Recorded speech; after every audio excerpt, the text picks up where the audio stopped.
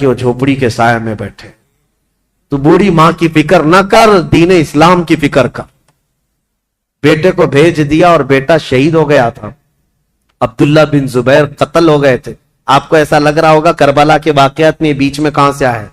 یہ اس لیے بتا رہا ہوں, موب لنچنگ کا دور اور موب لنچنگ جو ہو رہی ہے اس کے متعلق کہہ رہا ہوں. عبداللہ بن زبیر کو قتل تو کیا حجاج بن یوسف نے, لیکن جانتے ہو ان کی لاش کو 40 دن تک ایک کھمبے پر باندھ کر لٹکایا گیا تھا. 40 دن تک لٹکایا گیا تھا, اور تاریخ میں موجود ہے. لیکن وہ پورا جسم 40 دن تک تر و تازہ تھا. ہر دن خون کا قطرہ ٹپکتا تھا اور جسم اسی طرح تر و تازہ تھا. نہ جسم میں کوئی سڑن, کوئی بدبو, نہ ہی بوسیدگی, کچھ نہیں. اب جو بات کہنے کی ہے امپورٹنٹ وہ یہ ہے, بوڑھی ماں اسما بنت ابو بکر روزانہ لاٹھی پکڑ کر آتی تھی, ہر دن اپنے بیٹے کو دیکھتی تھی اور گھر جاتی تھی. لاش لٹکی ہوئی ہے اور ماں روزانہ دیکھتی تھی اور گھر جاتی تھی. 40 دن گزرنے کو آئے, تب اسما بنت ابو بکر نے کیا کہا تھا پتا ہے؟ اپنی لاٹھی پکڑ کر کے کہا تھا, 80-90 سال کی خاتون, اے مکہ والو, اس دولہے کا سواری سے اترنے کا وقت کب آئے گا؟ کیا ابھی وہ وقت نہیں آیا کہ یہ دولہا اپنی سواری سے اتر جائے؟ بیٹے کی لاش کھمبے سے لٹکی ہوئی ہے, لیکن ماں اس وقت تک ہمت نہیں ہارتی. لوگوں سے کہتی ہے میرا بیٹا دولہا ہے اور سواری پر سوار ہے. پھر 40 دن کے بعد ان کی لاش کو لا کر دفن کیا گیا تھا. یہ باتیں اس لیے میں عرض کر رہا ہوں کہ تمہارے جذبے جوان رہیں. ہمارے لیے موت, ہمارے لیے کسی کا کٹ جانا, مر جانا ہمارے حوصلوں کو توڑنے والا نہیں ہونا چاہیے. اسی لیے اکثر میں تقریروں میں کہتا ہوں, ان ظالم بھیڑیوں سے اور کتوں سے یہ بتاؤ, اگر میری گردن کل کو کاٹ دی جاتی ہے, مجھے پھانسی پر چڑھایا جاتا ہے, یہ ہرگز مت سمجھنا کہ تم نے اسلام کو ختم کر دیا یا اسلام کا نقصان پہنچا دیا یا مسلمانوں کو ختم کر دیا. ہرگز نہیں. ہمارا تو یہ ماننا ہے اسلام زندہ ہوتا ہے ہر کربلا کے بعد.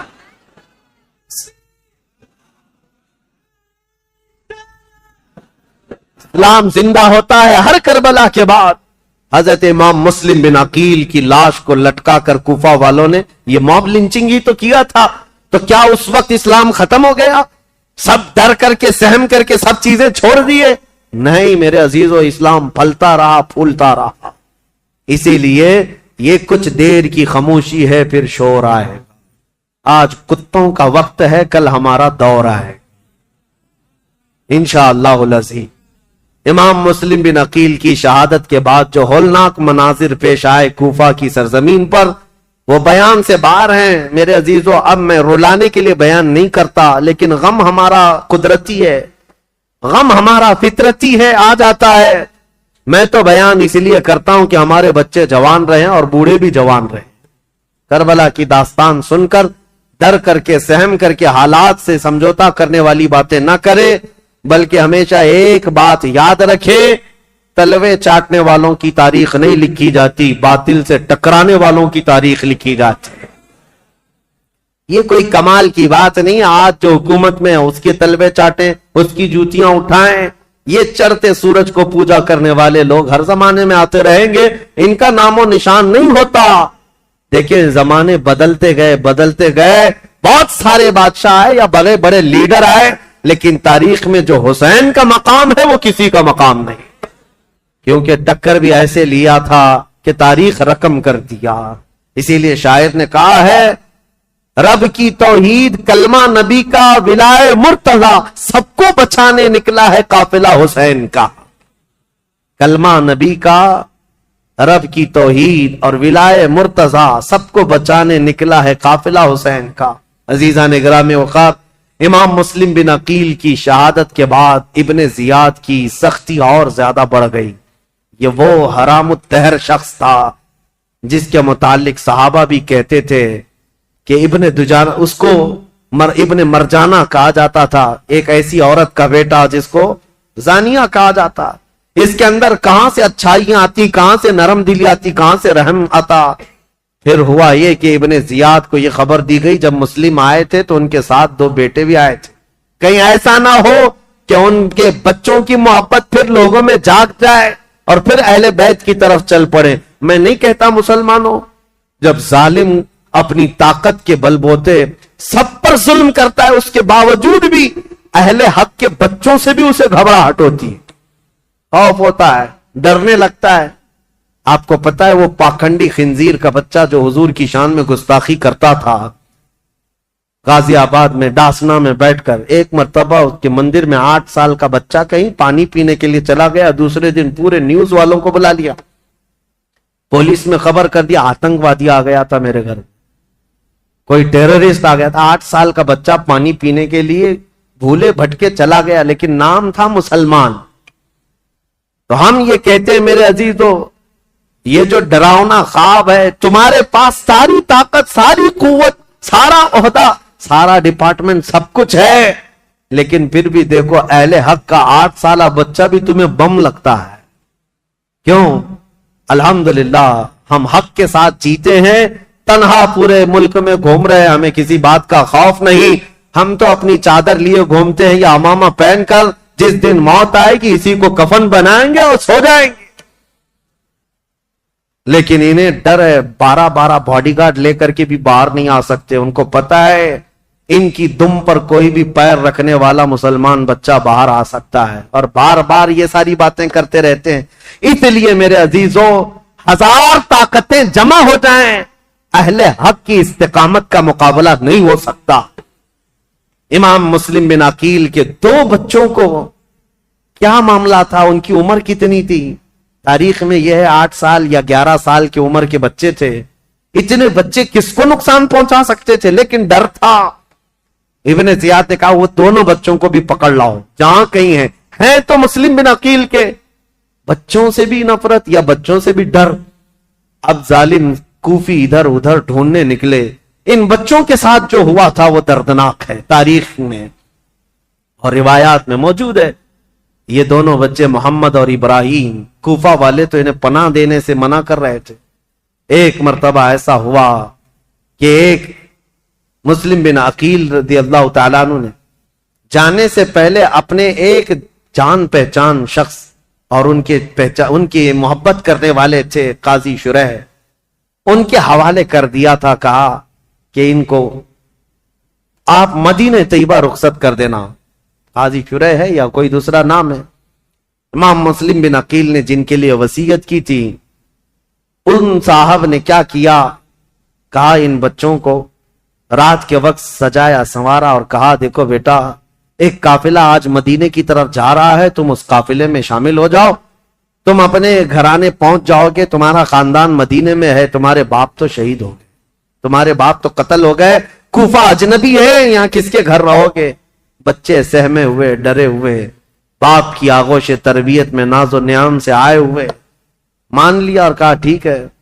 ان صاحب نے اپنے بیٹے کو کہا کہ ان بچوں کو اس قافلے تک پہنچا کر آؤ. بیٹا لے کر گیا، قافلہ نکل گیا تھا، دور سے دکھا دیا وہ دیکھو قافلہ جا رہا ہے، دوڑ کے شامل ہو جاؤ.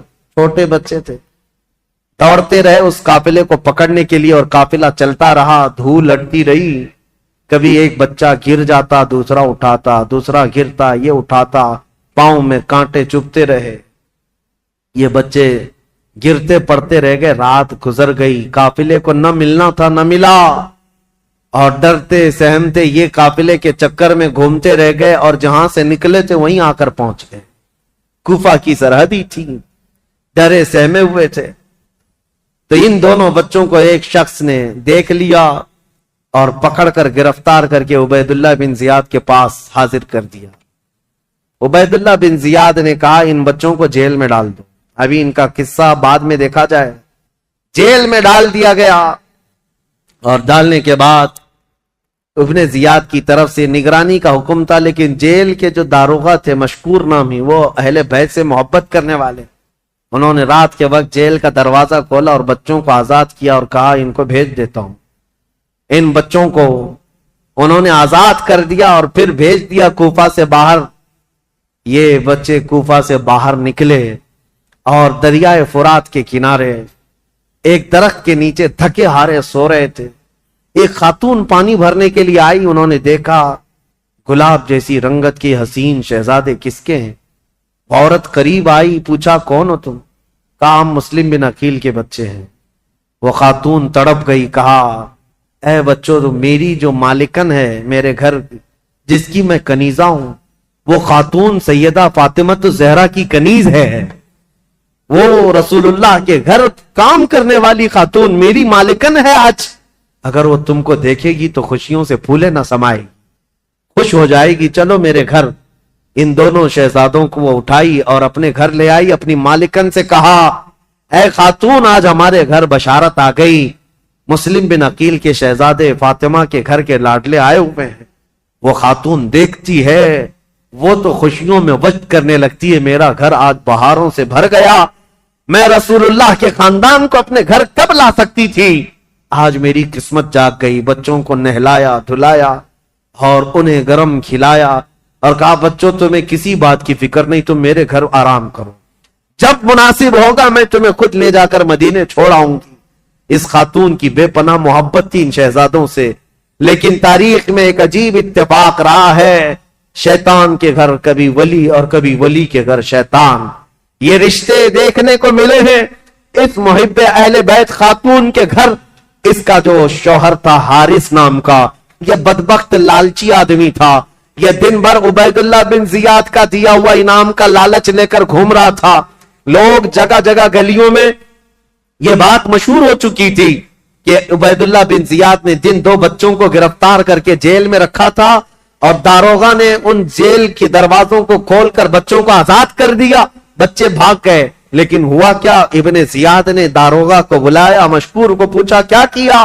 कहा मैंने बच्चों को छोड़ दिया। कहा क्यों छोड़ दिया?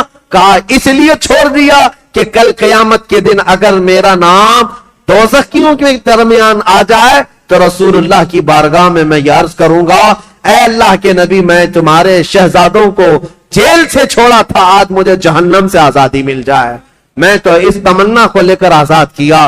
तो इब्ने जियाद ने कहा अगर तेरी वही तमन्ना है तो तू वहां पहुंच जा, जल्दी से पहुंच जा। यह कहते हुए दारोगा का उसने कत्ल कर दिया था, मशकूर को भी कत्ल कर दिया। और फिर अब के बाद जोश और गजब में आकर के ऐलान किया, जो इन दो शहजादों को ढूंढ कर लाएगा उसे 100 ऊंट इनाम में दिए जाएंगे, उतना ही माल दिया जाएगा। अब लालची कूफी हर जगह इधर उधर घूम रहे थे इन बच्चों की तलाश में, जगह जगह मारे मारे घूम रहे थे। और ये हारिस नामी शख्स दिन भर तलाश करके रात को अपने घर पहुंचा है, अपनी बीवी के पास आया और सो रहा है रात के वक्त। लेकिन उसे यह खबर नहीं कि जिन बच्चों को ढूंढ रहा था वो बच्चे इसी के घर में आराम कर रहे हैं। खातून तो जानिसाराने अहले बैत में से थी, मुहिब्बाने अहले बैत में से थी। उस खातून ने तो हक अदा किया था मोहब्बत अहले बैत का, बच्चों को खिलाया पिलाया और सुलाया। बच्चे नरम और नाजुक बिस्तर पर सोए थे। रात को इन दोनों शहजादों ने ख्वाब देखा। हजरत मोहम्मद जो बड़े साहबजादे थे, इब्राहिम जो छोटे साहबजादे थे, ख्वाब में देखा अपने बाप को। ख्वाब में ये देखा इन दोनों शहजादों ने रसूल करीम सल्लल्लाहु तआला अलैहि वसल्लम मसनद नशीन है, सहाबा इर्द गिर्द बैठे हुए हैं और मुस्लिम बिन अकील खूनी जुब्बे में तरबतर रसूलुल्लाह के पास आ रहे हैं। उनके जिस्म पर खून टपक रहा है। मेरे आका सल्लल्लाहु तआला अलैहि वसल्लम ने देखा और इस मुस्लिम बिन अकील से पूछा, मरहबा, आ जाओ मुस्लिम, तुम्हारे लिए मैं पानी लिए खड़ा हूं। लेकिन ऐ मुस्लिम, अकेले आ गए, बच्चों को कहां छोड़ आए हो?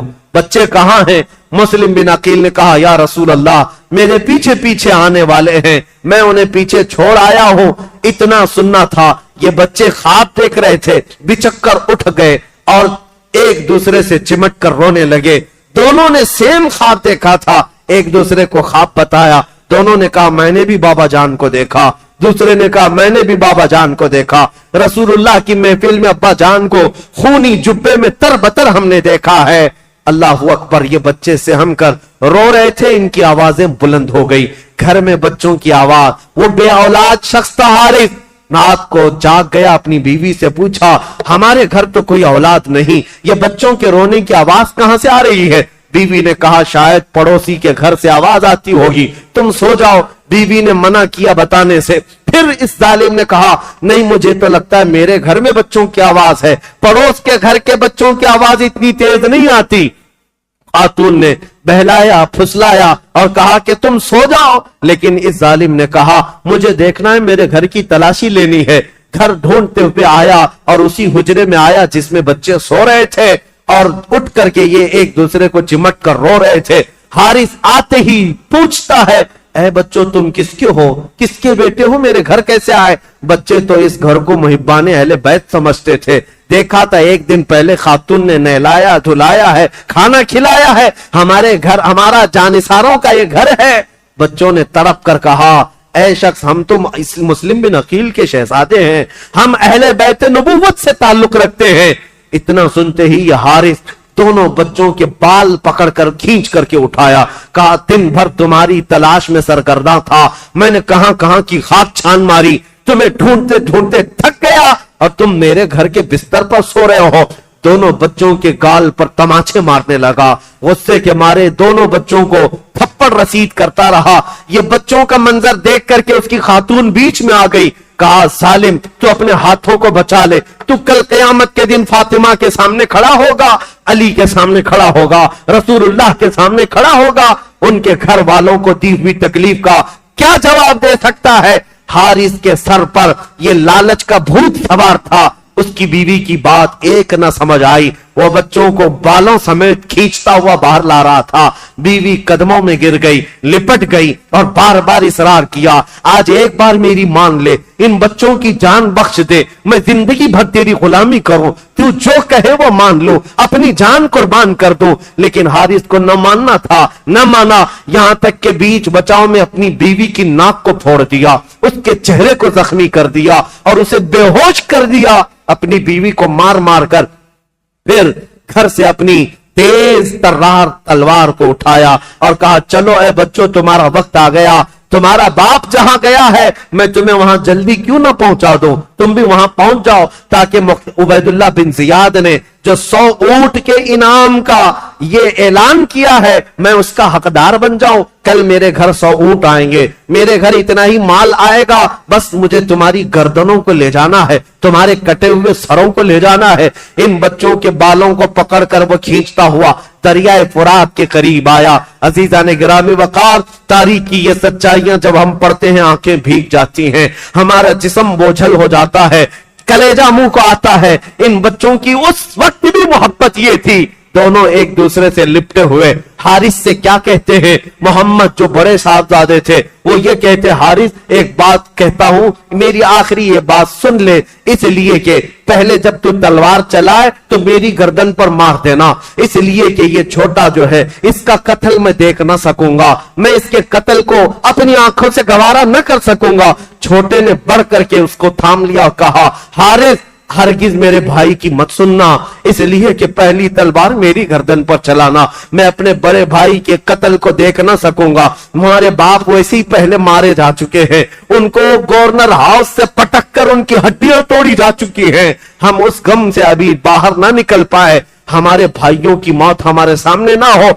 एक दूसरे पर बहस मुबाहिसा कर रहे हैं, एक कहता मुझे पहले कत्ल कर दो, दूसरा कहता पहले मुझे कत्ल कर दो। जब कत्ल होना ही है तो ये कैसा मिजाज था जो रसूलुल्लाह के खानदान में था, मरना है ही तो भाई की मौत देखकर क्यों मरे, भाई को मरता हुआ देखकर क्यों मरे, मरना है ही तो पहले अपनी जान दे दे, भाई की हिफाजत हो सकती है तो हो जाए। ये मिजाज रसूलुल्लाह के मुआशरे में मिलता है, मेरे आका का बनाया हुआ मिजाज था। दोनों शहजादे जब बहस मुबाहिसा करते रहे, हारिस ने दोनों की गर्दनों को पकड़ा और कहा, तुम दोनों की ख्वाहिश पूरी एक साथ करता हूं। तलवार हवा में लहराया और एक साथ गर्दन पर मारा, जिससे दोनों शहजादों के सर हवा में उड़ गए और इन नौनहालों का ऐसा कत्ल दुनिया ने देखा कि सर उड़ते हुए रेत में आकर गिर गए। इसीलिए शायर ने तो कहा था, उन फूलों का क्या जो बहारे जा फिजा दिखला गए, अफसोस तो उन कलियों का है जो बिन खिले मुरझा गए, बिन खिले मुरझा गए। इन फातिमा के लाडलों का, अहले बैत नबुव्वत के, खानदान नबुव्वत के शहजादों का ये पहला कत्ल था। اس کم عمری میں یہ دو بچے شہید ہو گئے کوفہ کی سرزمین پر. ان دونوں کے سروں کو سجا کر کے دوسرے دن یہ حارث نامی بدبخت ظالم عبید اللہ بن زیاد کے گورنر ہاؤس میں پہنچا اور یہ دونوں شہزادوں کے سر لائے اور کہا اعلان کے مطابق میرے 100 اونٹ مجھے دے دو, 100 اونٹ کا انعام مجھے دے دو. عبید اللہ بن زیاد نے کہا ارے ظالم تجھے کس نے کہا تھا کہ ان کے مردہ ان کے کٹے ہوئے سر لانے کے لیے؟ میں تو زندہ لانے کے لیے کہا تھا. اگر یزید نے مجھ سے پوچھ لیا کہ ان بچوں کو قتل کرنے کا آرڈر کس نے دیا تھا تو میں کیا پیش کروں گا. یہ کہتے ہوئے عبید اللہ بن زیاد نے اسی وقت حارث کی گردن اڑا دیا جو صبح کے وقت بچوں کا قاتل تھا. رب العالمین نے شام سے پہلے اس ظالم کو کیفر کردار تک پہنچایا. اسی لیے قرآن کہتا ہے سَيَعْلَمُ الَّذِينَ ظَلَمُوا أَيَّ مُنْقَلَبٍ يَنْقَلِبُونَ. ان قریب ظالم یہ جان لیں گے کس کھائی میں اللہ انہیں گرائے گا.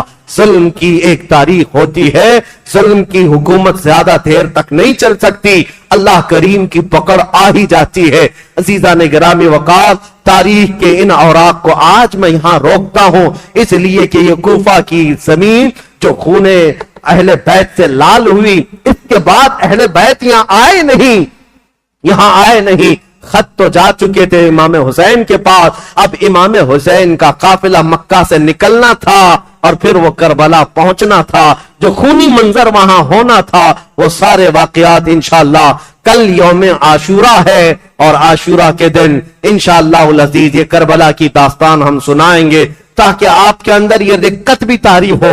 یہ نہیں کہ ہم کھچڑے کھائیں, یہ نہیں کہ ہم صرف شربتیں پیئیں, یہ نہیں کہ ہم اچھے اچھے کھانے کھائیں.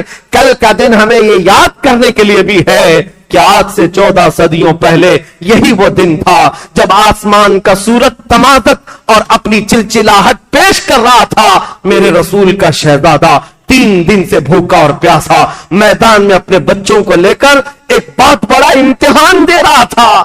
آج اگر میں گھر میں سحر کے وقت سو رہا ہوں تو شرم سے ڈوب کر مرنا چاہیے, فجر کے وقت سو رہا ہوں شرم سے ڈوب کر مرنا چاہیے. یہی وہ عاشورہ کی تاریخ تھی جب گردنوں پر تلواریں تھی. اس وقت بھی حسین رب کا سجدہ فراموش نہیں کر رہا تھا, حسین سجدے میں رہا. اور میرے عزیزوں, رسول اللہ کے اس خاندان کا تصور لے کر کے کل کا دن ہمیں جینا ہے اور خراج تحسین پیش کرنا ہے, عقیدت کے نذرانے پیش کرنے ہیں اور پھر یہ پکار کر کے جانا ہے, ان ظالم کتوں کو بتا کر کے جانا ہے. ہم ہر سال کربلا بیان کر کے پھر ایک نیا حوصلہ لے کر اٹھتے ہیں اور دنیا کو یہ بتاتے ہیں قتل حسین اصل میں مرگ یزید ہے, اسلام زندہ ہوتا ہے. ہر کربلا کے بعد تو نہ ہوتا تو نہ رہ جاتی صداقت اے حسین, پھر اس زمانے کو تیری ضرورت ہے اے حسین.